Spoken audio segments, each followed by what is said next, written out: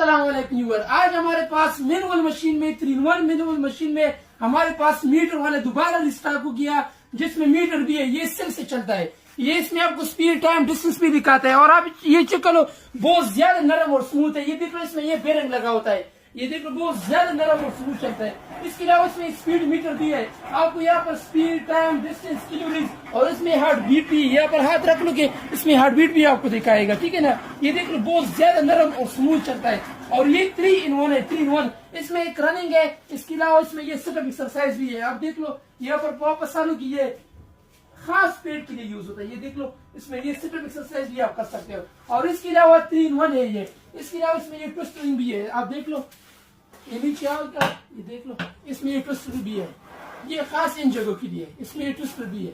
ये 3-in-1 है, 3-in-1 और इसमें ये मीटर भी है। इससे पहले हमारे पास बगैर मीटर वाले आए थे, इसमें मीटर